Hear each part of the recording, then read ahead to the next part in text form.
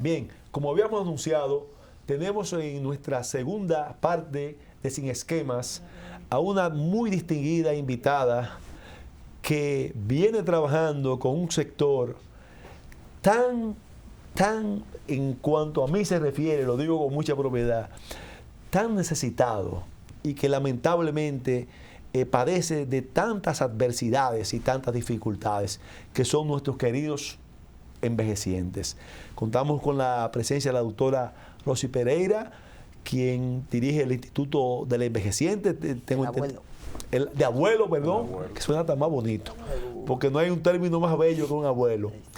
Y le damos la bienvenida sin esquema, doctora, y de inmediato vamos a entrar en materia para sacar el mejor de los provechos a su participación, a esta conversación, que usted nos diga real y efectivamente en qué consiste el Instituto del Abuelo, cuál es su alcance, hasta dónde llega y si tiene, en términos geográficos y en términos también de población, de edad, cuál es la edad que podemos considerar calificada ya como abuelo o como ancianos en nuestro país.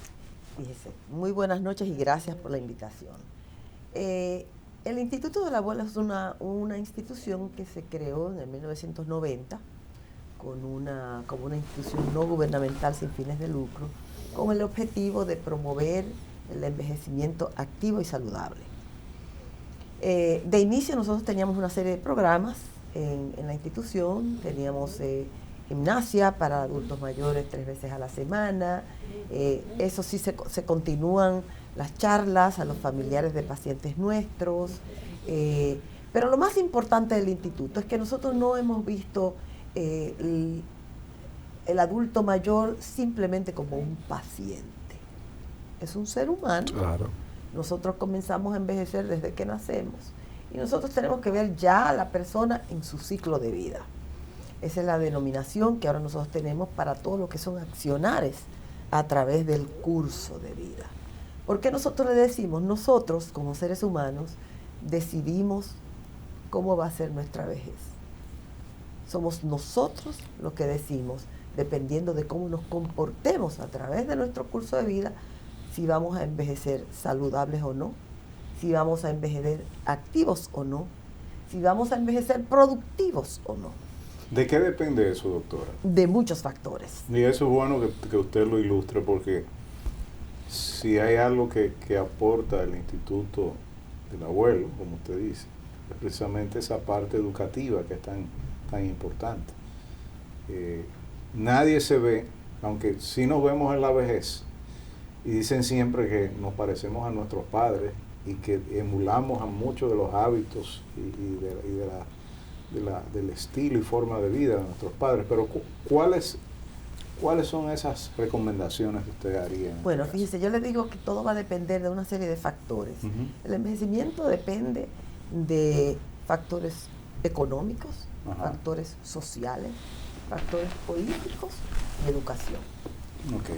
No es lo mismo una persona del campo que no ha tenido una educación, que se ha pasado su vida entera sin cotizar porque trabajan en el campo de manera informal, a una persona que está en la ciudad, que fue a una escuela o a una universidad y que consiguió un trabajo y va a tener una pensión. Okay. Es parte de la seguridad social. ¿Me entienden?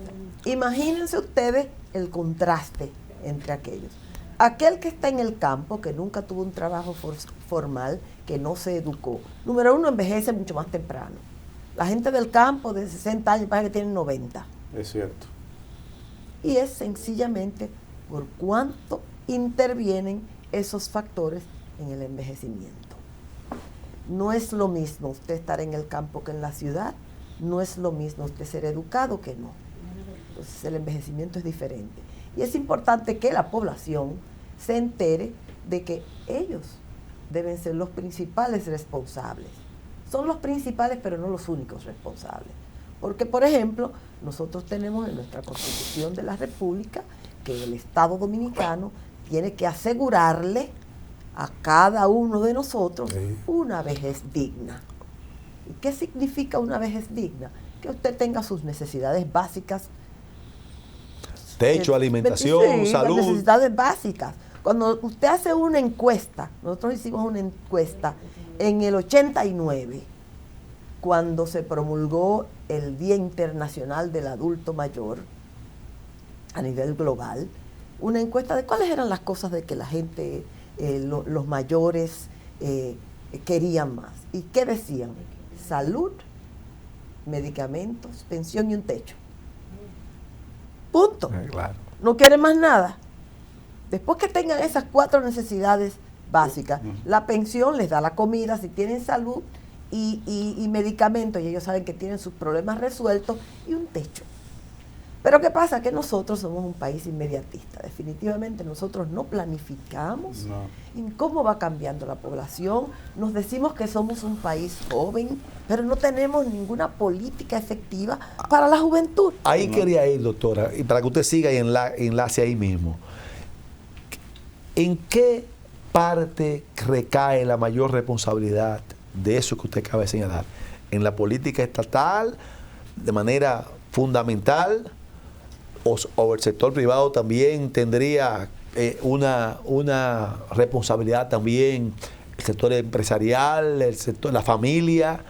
¿Cuál es el nivel de responsabilidad en tratar el tema del envejeciente en términos de porcentajes? Mire, yo creo que eso le corresponde al Estado, y el Estado somos todos. Okay. El Estado somos todos.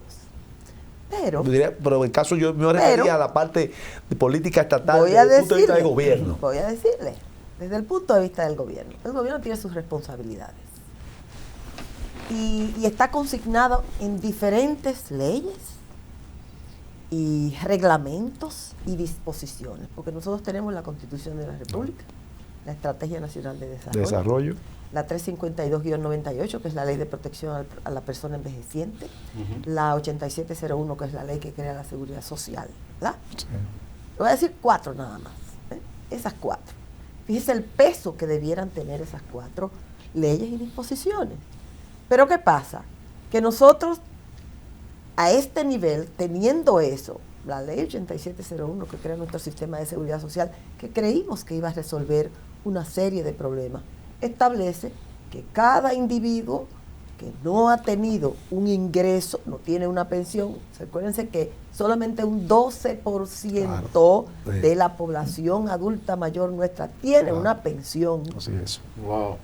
12%, hay un 88% que no la tiene. No la tiene. Una situación dramática, ¿no? Entonces, se supone que esa ley de seguridad social que establece un régimen subsidiado y el contributivo subsidiado y el contributivo, en el régimen subsidiado nosotros tenemos salud y pensiones. Todavía, ¿cuántos años tiene la ley? 18 años. 18 años, ¿verdad? Todavía mayor de edad. Todavía no hemos dado la primera pensión no contributiva o pensión solidaria.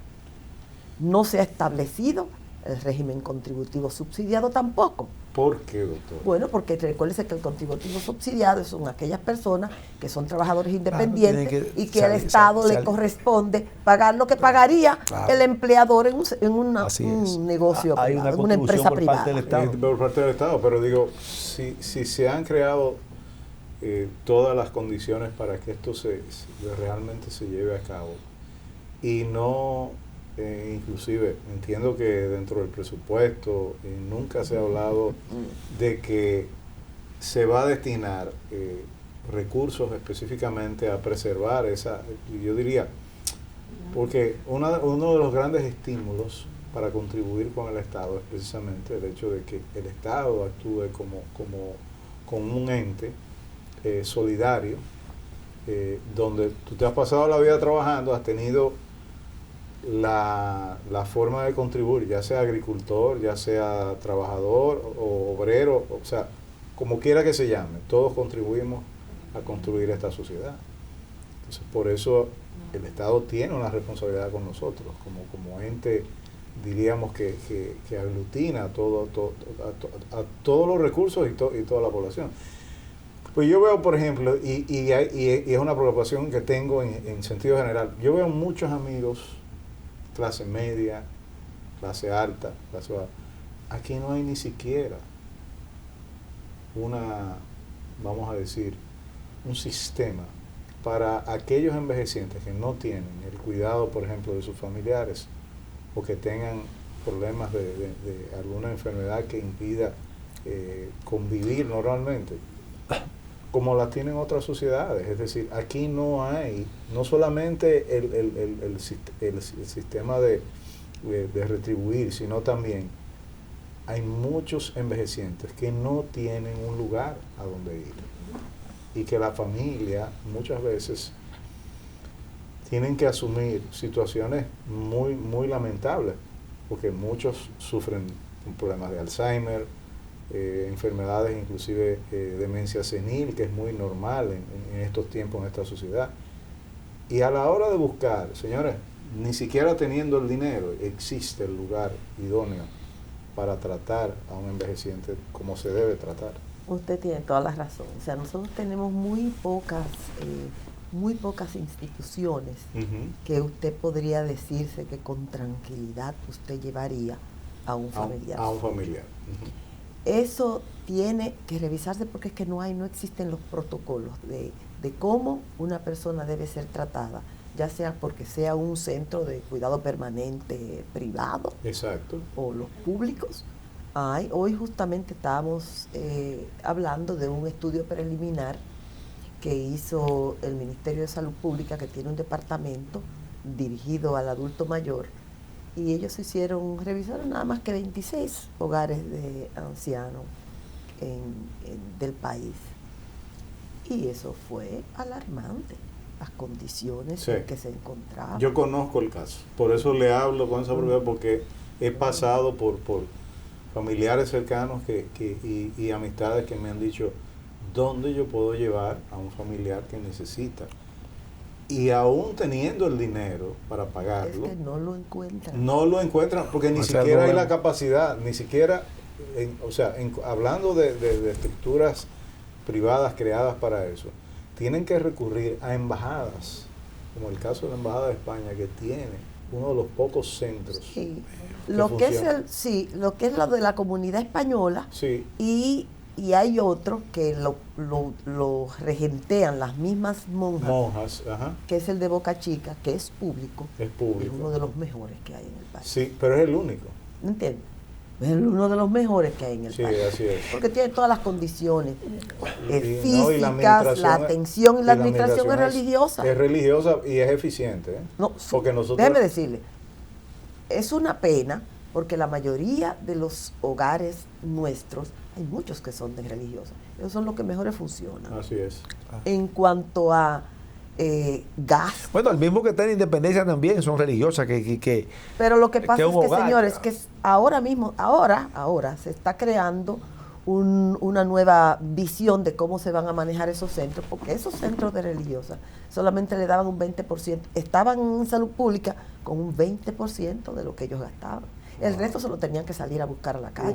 Así es. Ahora hay una nueva modalidad de atención, que esperemos que funcione, que se va a pagar por individuos 10,000 pesos por cada persona que esté en uno de esos centros. Eso naturalmente, 10,000 pesos mensuales por cada una de las personas que esté en esos centros. Eso va a cambiar. Eso está aprobado ya. Sí, supuestamente está aprobado y ya se comenzó a implementar en algunos de los hogares. ¿Y sale de dónde? ¿Del Ministerio de Salud? No, recuérdese que sale? ya el Ministerio de Salud pasó todos los centros subvencionados y los que eran del Estado los pasó al Consejo Nacional de la Persona Envejeciente, que es la institución sombrilla para todo lo que tenga que ser política dirigida al adulto mayor de República Dominicana y que emana de la ley 352-98, que fue una ley que nosotros propusimos. Bien, bueno, vamos a tomar nuestra primera pausa y luego de unos segunditos vamos a continuar con esta interesante conversación con la doctora Rosy Pereira. Continuamos en Sin Esquemas.